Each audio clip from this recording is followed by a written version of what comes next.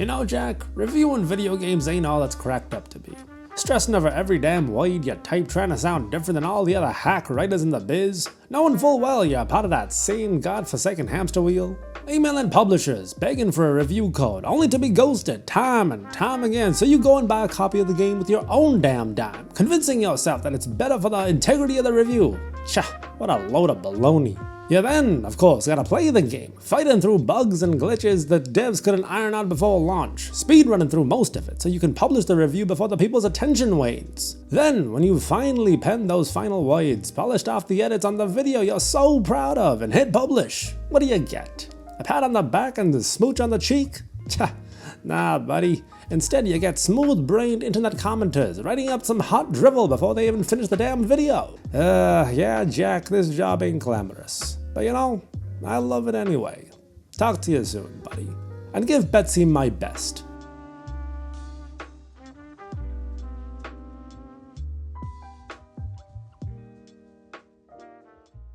Almost every Saturday morning for the past 5 or 6 years, my wife and I have had a tradition.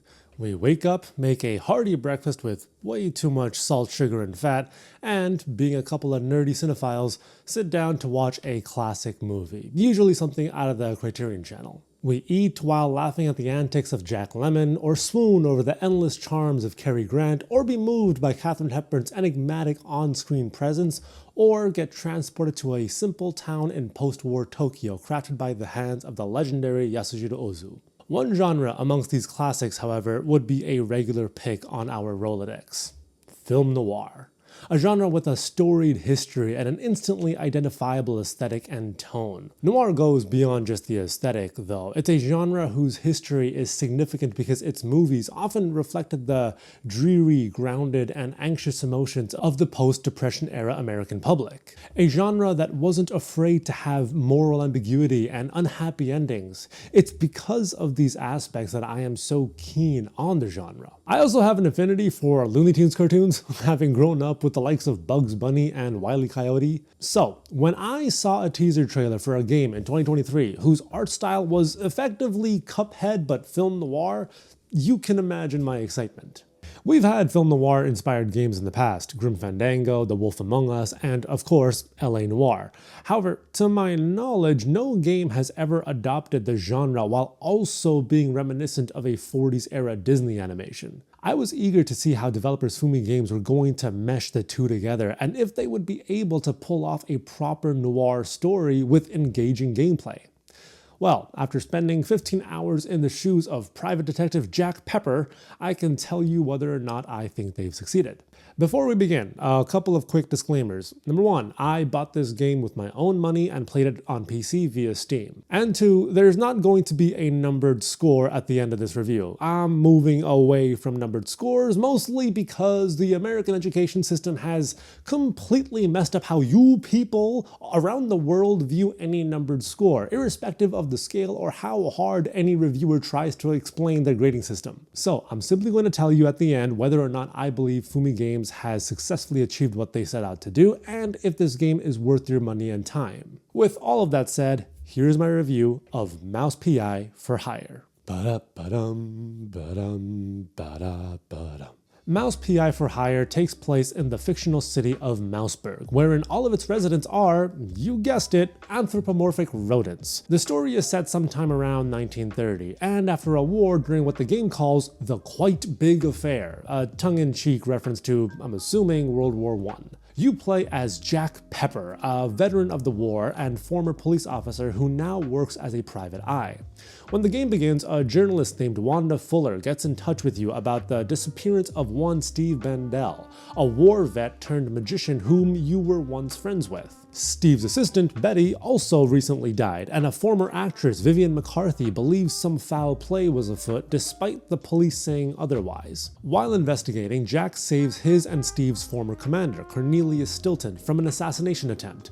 Cornelius is running for mayor and tells Jack that there's some seedy goings-on within the police force, as there have been rumored kidnappings of shrews, the minority populace in Mouseburg, and that the force may be involved. So we have a missing magician, his assistant possibly murdered, compromised politicians and corrupt cops entangled in an awful scheme that exploits minorities, and some weird cultists to boot. Yeah, Fumi Games definitely understood the assignment and ticked off all of the noir boxes when writing this game's story and establishing this world. However, even though all of these elements exist, there was something about the game's narrative that didn't quite grab me, especially in the beginning. Despite being about anthropomorphized mice, looking like a classic cartoon from the 40s, and having cheese references aplenty, the game takes itself somewhat seriously, at least as far as the main story is concerned, which is apt considering it is an ode to classic noir films. However, to do that, you need to emphasize that flair, that sinister tone, and that smoky, eerie contrast the genre is known for. I needed some more stylized cinematography, more cigarette-riddled conversations to help build out these character relationships and this oppressive world, and more ominous moments that made the hairs on the back of my neck stand up. All of that could have been done while still fitting within this cartoon aesthetic. We've had cartoons from different eras do this while still retaining their comedic identity. Here, I didn't get much of that needed tonal pizzazz. As such, it at times felt as though the noirness was more of a backdrop, which, hey, would have been completely fine if this were merely a whimsical love letter to the genre, acting as a simple veneer atop a boomer shooter. But clearly, Fumi Games wanted to be more than just that, given the effort they put into this story. They simply didn't go far enough to embody the genre fully. Additionally, character writing is so crucial for noir. It needs captivating and personable characters to make the dramatic moments all the more memorable. Mouse PI for Hire has some decent comedic writing, but its character writing falls a little short. Many of the characters, including Jack himself, lack depth. Though some of their characterizations got better as the game progressed and I started to see these relationships get more fleshed out, I shouldn't have to wait 8 hours in a 12 to 15 hour game to feel something, anything, for these characters. Again, much of this could have been resolved with more heartfelt, purposefully directed cutscenes and meatier dialogue between the characters. Lastly, though all the branching plot lines are interestingly interwoven, I think Fumi Games would have been better off writing a more focused narrative that dealt with a single linear case and its thematic relevance. Going from the missing magician during one mission, then jumping into the case of the missing shrews the next, and then all of a sudden dealing with weird cultists, all felt a little disjointed. It made for a haphazard narrative experience that, though I understand can be more compelling when it all comes together, didn't keep my attention or heart in the story as I was getting through it. It also leads to an underwhelming amount of thematic substance because you're trying to focus on so many different socio-political issues. I'll commend Fumi Games for managing to bring everything together somewhat cohesively, but would love to see a more refined, character-first narrative in the potential sequel. I'll keep this part short because there's not much that needs to be said here. Mouse PI for Hire looks and sounds incredible. Yes, as mentioned, I do wish there were some more deliberate cinematography and storyboarding to highlight its narrative, but in terms of its actual visuals, from animations to art assets, this game is a shoo-in for Best Art Direction at this year's Game Awards. Fumi Games uses the classic rubber hose animation style to great effect, utilizing squash and stretch techniques to bring forth that wonderfully whimsical look, which perfectly exaggerates movement, physics, and facial features to bring the world to life. Everything from the guns to the enemy designs to the smaller details like the text boxes all look unique and feel like a time capsule to those early years of Disney, minus the racism and overt military propaganda. That said, for as impressive as the character and gun models look, I can't say the same for the environments. None of it looks bad, just a tad bland. There were only a couple of levels where I thought the stage designs were genuinely impressive or unique. Most of it, frankly, kind of blends together, to the point where the characters, who are again wonderfully designed, at times feel out of place within their environment. Some of this is helped when you turn on a few of the visual effects, like film grain and diffusion. Doing so makes the game adopt that classic, grainy, harshly contrasted, and slightly distorted look of old black and white movies. It's a neat effect, and though it does indeed make the characters mesh with the environments better and bring forth that nostalgic feel, I'm not sure if I prefer it over the standard clean look.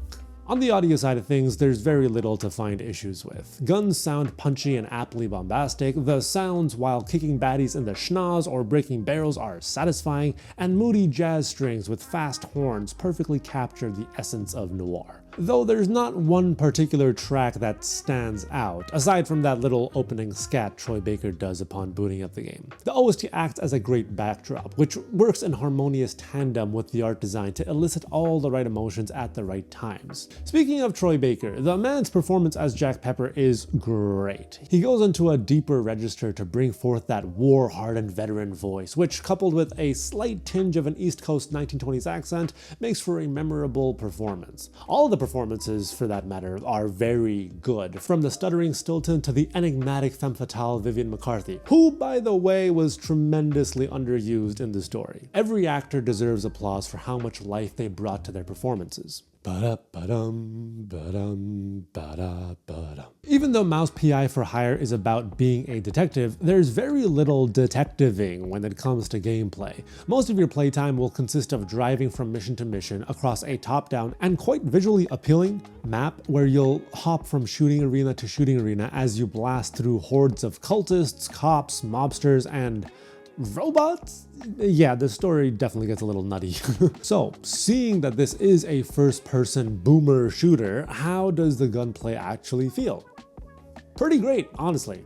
Now, admittedly, I am no connoisseur of the boomer shooter genre. I've only played the recent Doom games and have vague memories of Quake Arena from back in the day. As such, veteran fans of the genre may find more issues with the core gunplay than I did.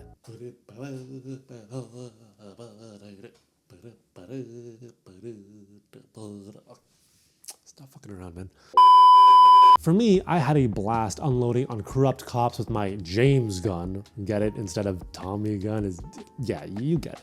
Melting away weird cultists with the de-varnisher and blowing away evil crocodiles with my double-barreled shotgun. I don't know if they were evil, but they were in the way, goddammit. You expect to have a solid array of quirky guns when it comes to any first-person shooter, and particularly within this subgenre. Happy to report that Mouse PI for Hire doesn't disappoint on that end. With that said, however, the balancing definitely could have used some work. By the end, I was basically just sticking with the James gun as it's the most useful all-rounder, especially when fully upgraded. Conversely, there were a couple of guns that I never used, simply because of their limited use case or just because they weren't very fun to shoot. A couple of them also felt flat out gimmicky. I wish the game had a little more strategy in terms of the gunplay too, like having certain enemies only being affected by a certain gun to force me to switch or something. Anything to bring a bit more diversity to the action. But no, rather, the only time I switched weapons was just to mix things up and give myself a little more challenge. Otherwise, I just stuck to the James gun and boomstick, which is the pump-action shotgun. Each gun also has an alternate fire mode, most of which, I'll be honest, I rarely used. A couple of them are genuinely useful in certain cases, but most of them felt somewhat like an afterthought. In terms of upgrades and the in-game economy, here's where a big issue arises for me. Well, not an issue per se, but just an odd design choice. As you play, you'll find coins either dropped by enemies or hidden away in barrels. What can you purchase with these sweet golden doubloons? Ammunition. And that's pretty much it. Okay, not really. You can buy a few collectibles like newspapers, comic strips, and baseball cards for the baseball minigame, which is pretty fun, I might add. But that's it. Baseball cards are the only ones that cost a good amount of money, often hundreds of coins. Everything else is dirt cheap. Weapon upgrades don't cost coins, only blueprints that you find within each stage. By the end of the game, I had more coins than I knew what to do with. Did Fumi Games really think we'd all be addicted to their baseball minigame to the point where we'd be sniffing out every corner for coins just so we could buy that 1,000 coin card like some crazy addicts? I guess so. Aside from the guns, the gameplay consists of quite a few platforming sections. Platforming and first person are never two things you'd ever want to hear in the same sentence. Surprisingly, Fumi Games has made it work. From double jumping to wall running to grapple hooking, the platforming sections in Mouse PI for Hire feel very good. Or at least as good as you can make it feel in an FPS game. One of the special abilities, however, isn't as satisfying to use. It's called the tail spin, and acts like a hover mechanic. Something about it looks and feels a little floaty and imprecise. And it's this very mechanic that was the key gameplay element of one of the final sequences in the game, and believe me when I tell you that this sequence was responsible for half of my total in-game deaths because of the dumbass mechanic. Now, remember when I said that there wasn't much detectiving in this game? Yeah, I wasn't lying. There really isn't. You'll come across various clues in each stage, clues that you will then take back to your office and pin to your evidence board. There really isn't much else in terms of gameplay here. You're simply clicking on the clues and watching them get sorted in the proper place as Troy Baker gives a satisfied grumble. There's no figuring out which clues go where or drawing your own conclusions. It's ostensibly a cutscene. Unfortunate, as I wish there was at least some detectivizing that was a part of the gameplay loop. Speaking of clicking, I should note that this is a game that needs to be played on a mouse and keyboard. I played this game in a variety of scenarios on my MSI Claw 8 AI Plus handheld. In handheld mode, docked in my living room TV with a controller, and docked at my desk with a mouse and keyboard. And by far, the smoothest and most satisfying experience was with a mouse and keyboard, which I guess shouldn't be all that surprising considering the type of game this is. Also, in terms of performance, I ran this at a 20 watt TDP at 1080p, high settings, and was getting anywhere from 60 to 80 FPS, consistently with rarely any dips. Everything ran, looked, and played like a dream. Ba-da-ba-dum, ba-dum, ba-da-ba-dum. Mouse PI for Hire is one of the best games I've played this year. It's an audio-visual treat that perfectly blends the classic rubber hose animation style with the grit and edge of the film noir aesthetic.